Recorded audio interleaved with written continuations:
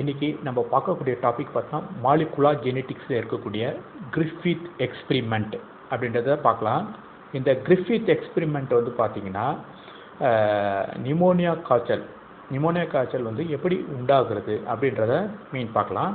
இது வந்து ஆக்சுவலி வந்து பார்த்தீங்கன்னா பாக்டீரியா, அதாவது பாக்டீரியாவில் இருக்கக்கூடிய இன்ஃபர்மேஷன், அதாவது வந்து பார்த்தீங்கன்னா பாக்டீரியாவில் இருக்கக்கூடிய பாக்டீரியானா it is will be causing அர்த்தம். நிமோனியா காசிங் வந்து பார்த்தீங்கன்னா எப்படி டிரான்ஸ்ஃபர் ஆகுது அப்படின்றத இது பண்ணியிருக்காங்க.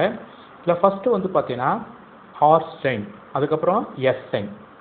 இப்போது எஸ் ஸ்ட்ரெயின் வந்து பார்த்தீங்கன்னா ஸ்மூத்து, அது வந்து பார்த்தீங்கன்னா இதில் வந்து மியூகோ பாலிசாக்கரைட், அதாவது வந்து பார்த்தீங்கன்னா இந்த நிமோனியா காய்ச்சலை உண்டாக்கக்கூடிய அந்த பாக்டீரியாவில் இது வந்து விருலன் பேத்தோஜன், அதாவது வந்து பார்த்தீங்கன்னா நோயை உண்டாக்கும் தன்மை கொண்டது.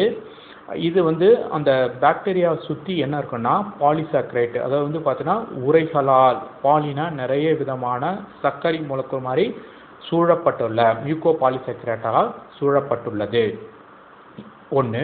ரெண்டாவது வந்து பார்த்தீங்கன்னா ரஃப், இதில் வந்து பார்த்தீங்கன்னா நார்மல் எதுவுமே கிடையாது, இது வந்து விருலன் கிடையாது, அது வந்து நோயை உண்டாக்கும் தன்மையை கிடையாத உயிரினம் அப்படின்னு எடுத்துக்கணும். இப்போது இதை எப்படி எக்ஸ்பெரிமெண்ட் பண்ணுறாங்க, அதாவது வந்து ஆய்வுக்கூடத்தில் எப்படின்னு பார்க்குறேன்னா, ஒன்று வந்து பார்த்தீங்கன்னா ஃபஸ்ட்டு வந்து ஸ்மூத்து, அதாவது வந்து மிருதுவான தன்மை கொண்ட பாலிசாக்கரைட்டால் சூழப்பட்டுள்ள அந்த நிமோனியா இருக்கக்கூடியதை வந்து பார்த்தீங்கன்னா ஒரு எலியில் என்ன பண்ணுறாரு, அது இன்ஜெக்ட் பண்ணுறாங்க. அப்போ இன்ஜெக்ட் பண்ணும்போது இன்ஜெக்டர்னா என்னது செலுத்துகிறாங்க. அப்போ வந்து அந்த செலுத்தும் போது என்ன ஆகுதுன்னு பார்த்தீங்கன்னா அந்த உயிரினம் வந்து பார்த்தீங்கன்னா இறக்குது. அதுக்கப்புறம் ரெண்டாவது ஆர், அதாவது ரஃப் இருக்கு இல்லையா, அதை வந்து ஆர் ஸ்ட்ரெயின் சொல்லுவாங்க இல்லையா, இதை அதை வந்து கிராம் பாசிட்டிவ் கிராம் நெகட்டிவ் நம்ம படிச்சிருப்போம் இல்லையா, அந்த மாதிரி தான் இந்த ஆர் ஸ்ட்ரெயின் வந்து போடும்போது என்ன ஆகுதுன்னு பார்த்தீங்கன்னா அந்த உயிரினம் வந்து உயிருடன் இருக்குது. ஏன்னா இதில் வந்து பார்த்தீங்கன்னா அந்த கொல்லும் தன்மை இல்லை, ஆனால் எஸ் ஸ்ட்ரெயினில் இருக்குது. இப்போது நம்ம படிச்சிருப்போம் வெள்ளை அணுக்கள் வந்து என்கல்ஃபிங், பாக்டீரியா என்கல்ஃபிங் சொல்லியிருப்போம், அதாவது வந்து விழுங்குதல் அப்படின்னு அர்த்தம். இந்த எஸ் ஸ்ட்ரெயின் பொறுத்தளவில் என்னென்னா இது எந்த விதமான இதுலேயும் வந்து பார்த்தீங்கன்னா இது பாதிப்படையாத போது என்ன பண்ணும் பார்த்தீங்கன்னா உள்ளே நமக்குள்ளே போய் அது என்ன பண்ணும், நோயை உண்டாக்கும் தன்மை கொண்டது. அதுக்கப்புறம் என்ன பண்ணுறாங்க, இந்த ஸ்மூத் இருக்கு இல்லையா, அந்த ஸ்மூத் வந்து இப்போ இந்த ஹீட் பண்ணுறாங்க, அதை வந்து பார்த்தீங்கன்னா டெஸ்ட் டியூப்ல வந்து அதை சூடுபடுத்துகிறாங்க.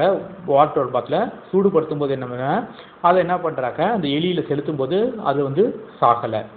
அதுக்கப்புறம் என்ன பண்ணுறாங்க பார்த்தீங்கன்னா இந்த கில்லு இருக்கு இல்லையா ஸ்மூத்து, அந்த நிமோனியா கொண்ட பாக்டீரியா இருக்கு இல்லையா, அதை வந்து என்ன பண்ணுறாங்க ஆர் என்ற லைவ் உயிருள்ள இருக்கக்கூடிய நிமோனியா இருக்கக்கூடிய, அதாவது ஆர்ஸ்டின் இருக்கு இல்லையா, அதில் வந்து ரெண்டுத்தையும் சேர்த்து மிக்ஸ் பண்ணி அந்த எலிக்கு செலுத்தும் போது எலி இறக்குது.